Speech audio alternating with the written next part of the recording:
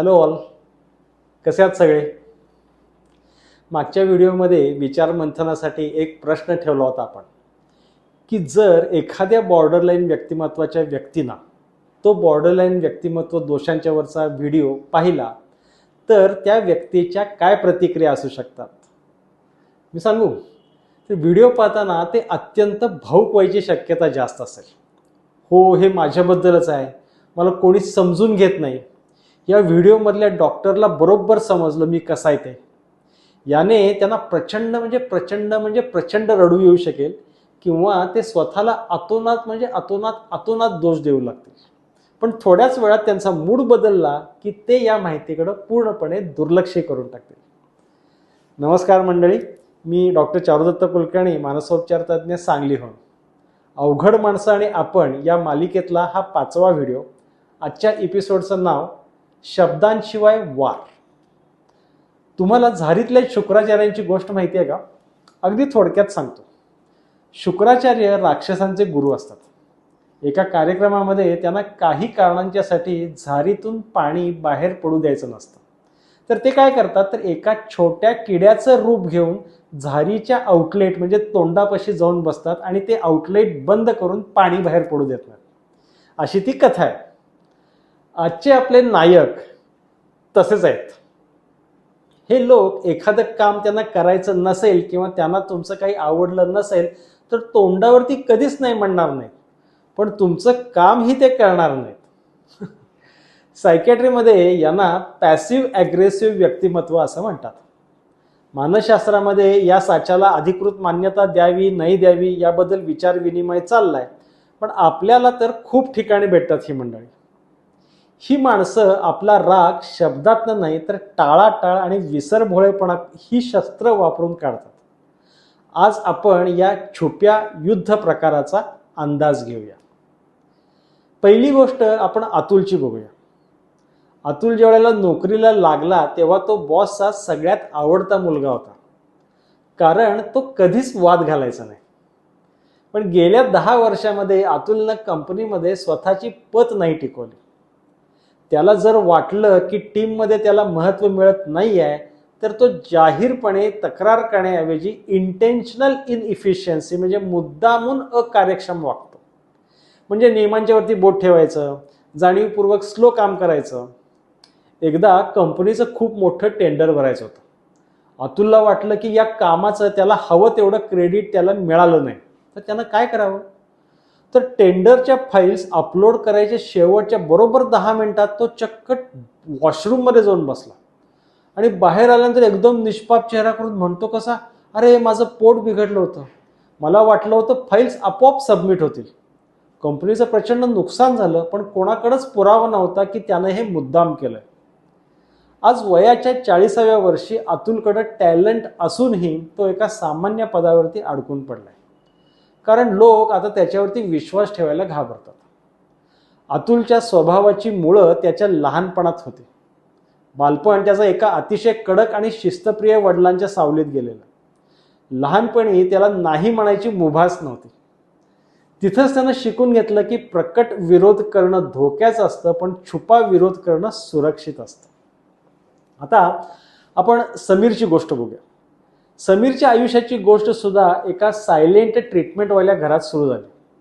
त्याचे आई वडील मतभेद झाले की चर्चा करून मतभेद मिटवण्याऐवजी कित्येक दिवस एकमेकांशी बोलत नसत. समीरनं तीच पद्धत आपल्याही लग्नामध्ये अंमलात आणली आहे. समीरची पत्नी अनघा ही उत्साही मुलगी आहे, पण समीरला जेव्हा अनघाचं एखादं वागणं आवडत नाही तेव्हा तो चिडण्याऐवजी टाळाटाळ चालढकल सुरू करतो. एकदा त्यांच्या लग्नाचा 10वा वाढदिवस होता. अनघानं एका छान हॉटेलमध्ये टेबल बुक केलं होतं. समीरला पण तिथं जायची इच्छा नव्हती, पण त्यानं तोंडावरती होय म्हणलं. पण संध्याकाळी असा काही खेळ मांडला की कोणालाही संशय येऊ नये.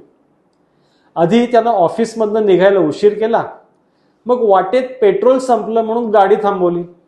अनघा बिचारी पावसामध्ये भरजरी साडी नेसून हॉटेलच्या बाहेर 2 तास वाट बघत उभी होती. जेव्हा हा पोचला तेव्हा तो म्हणाला, अगं आता रडतेस काय, मी आलोय ना शेवटी, तुला नेहमी असंच वाटतं की मी मुद्दामून करतोय. समीरच्या या छुप्या रागामुळं आज त्यांचं नातं घटस्फोटाच्या उंबरठ्यावरती आहे. अनघाला शारीरिक जखमा नाही आहेत, पण समीरच्या मौनानं दिलेल्या जखमा खूप खोल आहेत. आता 65 वर्षांच्या आप्पांची गोष्ट बघू. आप्पांचं वागणं पण याच साच्यातलं. त्यांची ही सुरुवात झाली ती त्यांच्या लहानपणीच. आप्पा एका अत्यंत कडक शिस्तीच्या शिक्षकाचे सुपुत्र. त्यांना स्वतःचं मत मांडायची किंवा राग व्यक्त करायची कधी मुभाच नव्हती. तिथूनच त्यांनी एक धोकादायक कला आत्मसात केली की समोरच्याला शब्दानं नाही तर कृतीनं किंवा कृती न करून छळायचं. पुढे आप्पा बँकेत मॅनेजर झाले. बाहेरनं लोक म्हणायचे आप्पा किती शांत आहेत, पण आप्पांचा राग त्या शांत मुखवट्याआड धुमसत असायचा. समजा एखाद्या कर्मचाऱ्यानं आप्पांच्या मर्जीविरुद्ध काही केलं तर आप्पा त्याच्यावरती ओरडणार नाहीत, ते फक्त त्याच्या पगारवाढीच्या फाईलवर 2 दिवस नुसते बसून राहतील. आणि जेव्हा तो विचारायला येईल तेव्हा आप्पा म्हणतील, अरे अरे ती फाईल खालच्या ढिगाऱ्यात गेली वाटतं, मी विसरलोच बघ. हीच त्यांची इंटेन्शनल इनएफिशियन्सी म्हणजे मुद्दामून केलेली अकार्यक्षमता होती. सत्तेचा असा छुपा वापर करून त्यांनी अनेकांना रडवलं. गंमत सुरू झाली त्यांच्या निवृत्तीनंतर. बँकेची सत्ता सुटली आणि आप्पा घरी आले. आता घरात हे थोडे सायडिंगला पडले. त्यांचा कोणी मुद्दामून अपमान करत नव्हतं, पण कधी कधी जेव्हा सून किंवा मुलगा त्यांना काही काम सांगायचे तर तेव्हा आप्पांना वाटायचं यांची एवढी हिंमत, हे मला कामाला लावतात. पण हे ते तोंडावरती बोलत नाहीत. आणि तिथं सुरू होतं त्यांचं एक छुपं बंड. एकदा त्यांच्या नातवाचा वाढदिवस होता. सून म्हणाली, आप्पा केकची ऑर्डर दिली, तेवढी घेऊन याल का संध्याकाळी फिरून येताना? आप्पा हो म्हणाले, पण त्यांना मनातनं खूप राग आला की मला कामं अशी कशी सांगते ही. संध्याकाळी 7 वाजले, पाहुणे आले, पण केकचा पत्ताच नाही. आप्पा 9 वाजता आरामात फेरफटका मारून आले आणि रिकाम्या हातानं घरात शिरले. मुलानं विचारलं, आप्पा केक कुठे आहे? तर आप्पा म्हणाले, अरे मी बेकरीत जाणार होतोच, पण वाटेत एक जुना मित्र भेटला रे, आणि मग गप्पांच्या नादामध्ये मी पार विसरलोच केक घ्यायचा. पण नंतर माझ्या लक्षात आलं, पण त्यावेळेला मला वाटलं की तुम्ही जाऊन घेऊन आला असाल. नातू रडायला लागला. सून वैतागली. पण आप्पांच्या चेहऱ्यावरती एक सूक्ष्म विजयी हसू होतं. आप्पा विसरले नव्हते, तर त्यांनी तो केक आणणं विसरण्याचा निर्णय घेतला होता.